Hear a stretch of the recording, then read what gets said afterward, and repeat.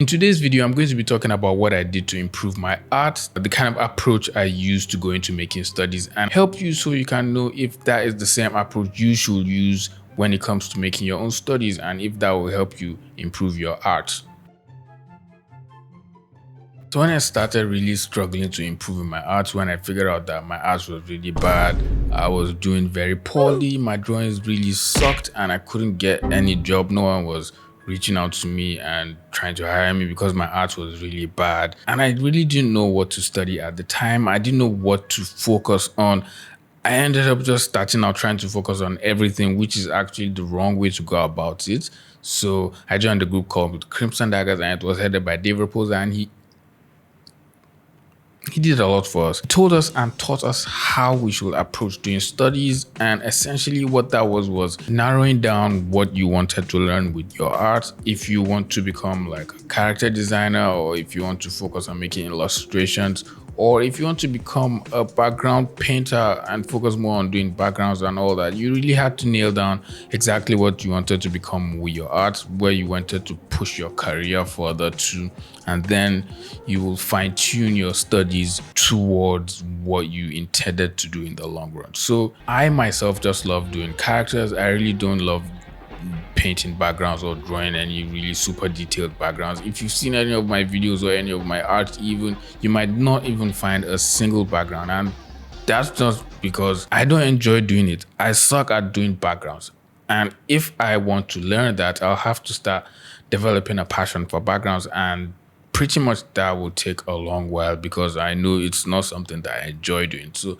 when it came to improving in doing characters, the first thing I started to do was focus on my portraits, which is focusing on drawing heads, which is essentially the first part of the character a viewer looks at. So if you see a character, the first place you're probably going to look at is the head, and then the hands, and then the entire pose that the character is making. So dynamic poses was a must, especially after I had practiced doing heads for a while. So when it came to just doing dynamic poses, someone that I really loved looking at was Patrick Brown. His work is really super fantastic. He draws very fluid character poses, and all his poses really convey a very good sense of action. Studying his art made it super easy for me to understand how to push a character and kind of show a lot of dynamic posing, show a lot of movement, show a lot of action in whatever pose I was trying to portray. So let me just show you an example of how I'll approach doing a study of his own work. So first thing I want to do is just figure out the line of action, and what a line of action means is the line that shows the essence of the pose, the action that the pose is moving in. So for this one, you can tell that the line of action is pretty much going this way, and then he has another line of action going backwards here for the hands, and then it comes this way and crosses the body like this. The next thing I love doing is just to break down all these poses just into using simple shapes. At this stage, I'm just thinking of using shapes. I'm not thinking of any muscles. You don't want to think of muscle names. You just want to remember the shape of whatever muscle you're trying to draw, because in the long run, you're not going to be remembering the third tiny muscle in the fingers. I mean, if you can cram the entire muscles in the human body, it's fine by me. But you don't need it. Now, another person I love to study when it comes to just drawing dynamic poses and drawing really dynamic figures is John Lam. He has a very simplified style, but it's really super dynamic, and I guess it's because he's more or less a storyboard artist and he's into a lot of animation stuff, doing storyboards, doing character design for animation. That's why his drawings are really fluid and are really pushed and very dynamic. That's what I love about his work, and that's why I enjoy just studying his work. And he also uses perspective a lot when he's drawing his characters, so you see a lot of his characters are pushed in perspective or are making really fancy poses and are pushing their bodies, bending the limits of perspective, and he just uses a lot of perspective in his work. It's not something that I can explain. You just have to go into his work and just experience it yourself. Take a look at his work, try and study from it, and see what you can learn.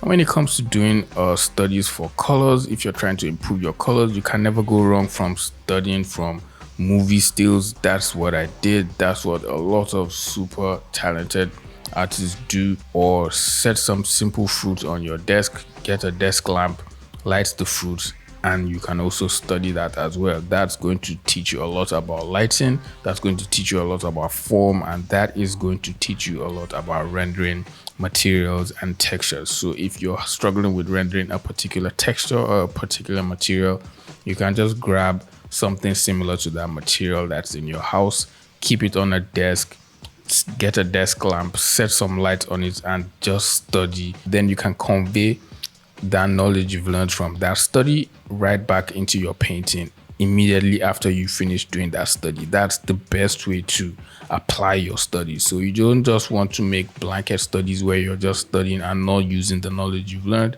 You want to make sure you make a study and immediately after that you apply the knowledge you've learned for doing that study. Now we're just going to take a look at some work from the Discord group, and if you want to submit your work to the Discord group for me to review on my channel, you can always do that. There's a link in the description.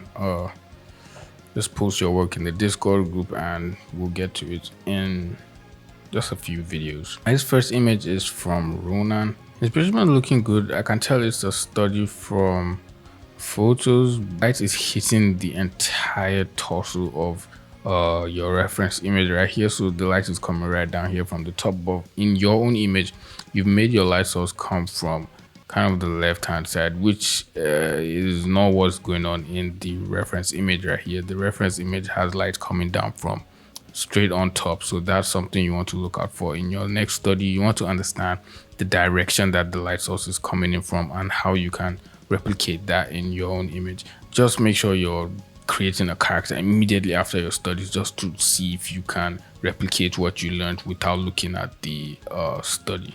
Next image is from Norhani1.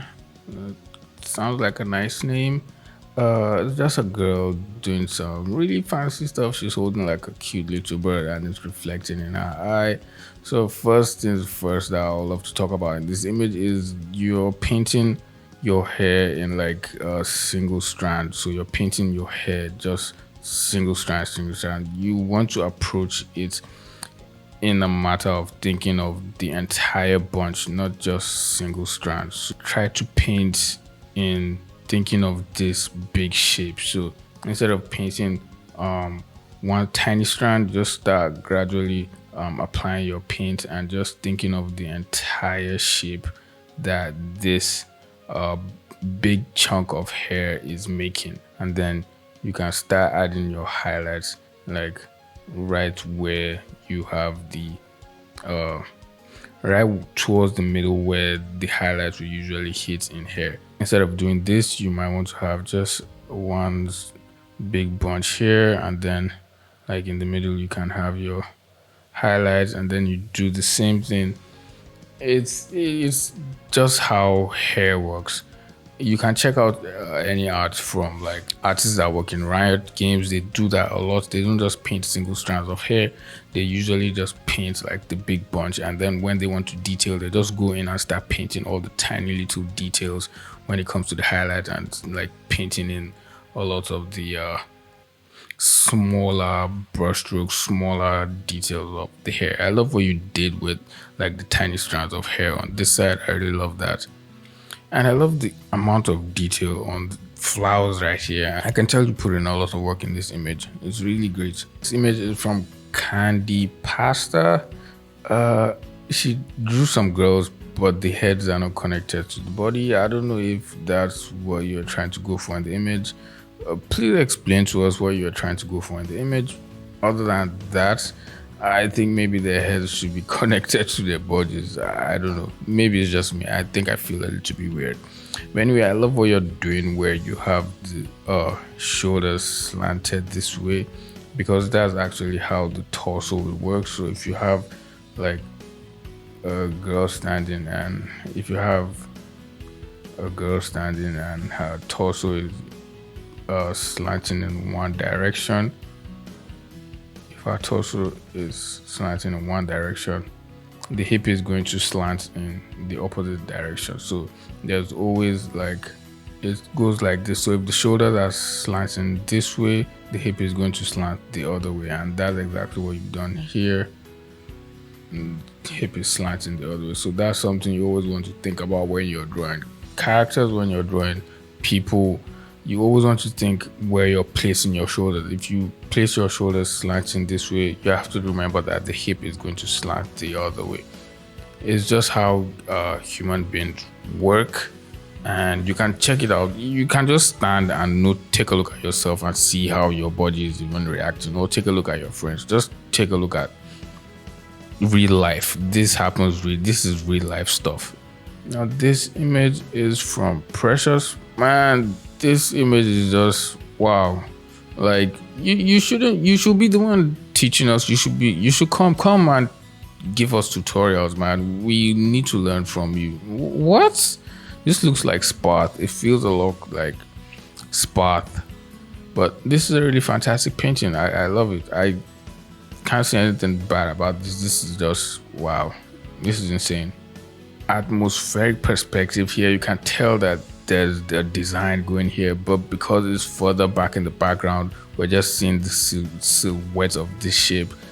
It just, man, I love it. I love it. It's fantastic. You should be the one tutoring us. Next image is from the About M. It just looks like the guy's legs are meant to be in a different pose, not this pose, due to the way he's just resting.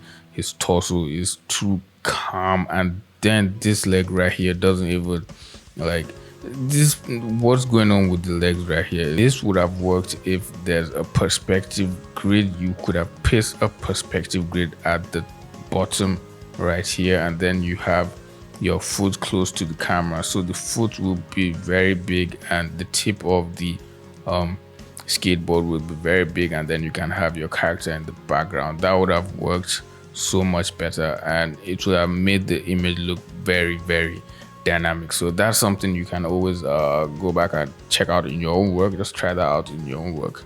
This image is from Kato Blue, and it's like a Korra avatar kind of waterbender image girl. It's a nice image. I really love the way you rendered her clothing. The way you made this drapery right here, it just works. I love it. I love when people do that a lot, and I love the way you just did the legs right here. Just the simple gradients on the leg. You don't need to put in as much detail. Just a simple gradient can actually show like what's going on. The only thing I would have done if this were me is, instead of just having the gradient go from the bottom up, I'll actually make the gradients follow the shape that the entire leg is taking. So instead of just having the gradients be flat and come from down to top, I want the leg to feel really rounded, so I'll make the gradients only be in the middle, and that's to show you that the leg is actually round, like it's turning in perspective. So you can see just having this tiny shade at the side just makes it look like this leg is rounded, unless it's a stylistic choice that you're trying to go for and make your work look more or less flat. That's also valid, but I just love to have the shapes feel much more rounded, and you can see just putting shades like on the side just shows the direction that the form is turning, and it just makes it feel way more three-dimensional. The image already looks great. It looks great. Perfect. Thanks for submitting. Now, the last person to send his image, he thought he wasn't going to get into the video. He said he was going to cry if his name appears in the video or if we sell his art in the video. Well, Icon Man, it seems your art is going to get into the video. It seems your art is going to get into the video. Yup. Your art got into the video. I love this image of Ghost Rider you've drawn. I just feel like the pose could be worked on. The pose looks good, but for something like this, I would actually tuck his hand to the back to make it look like it's receding backwards with like perspective. So what you want to do is have like forms overlap. you can have like his torso overlap the hand. Right now you have the hand out, so it doesn't look really dynamic and like menacing and all that. You see, if you push the hand back a little bit so his torso can like come forward, that will look so much more dynamic. And then you can have him twist his shoulders this way so his shoulders can be up. This right shoulder can be up, and then you can even make it more dynamic. Right now you have like his hand going downwards. This time you can have his hand actually go upwards and hold the chain upwards. That will make it so much more dynamic, and it should look so much more intense. So you can hold the chain that way.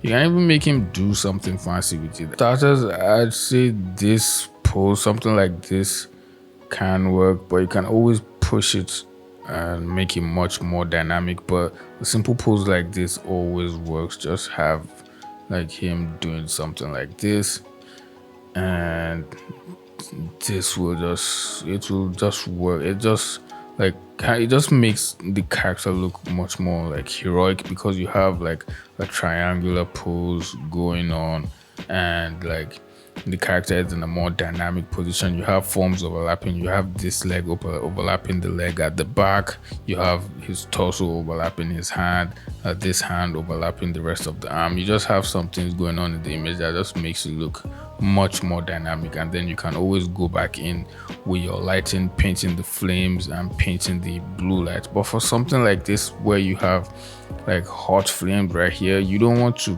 go in and just have too many direct lights coming in. You might want to keep the entire suit just being hit by an ambient blue light coming from like the opposite direction. So say his flame is on fire right here, you might have an ambient blue light just coming from like the top or from his front and just hitting just the suit. You don't need to have like this light source here that's warm and then another light source here that's super blue, and then you have, it's making us confused. We're thinking there's too much going on in the image, where you can just keep it simple and just have like, this will be your main light source.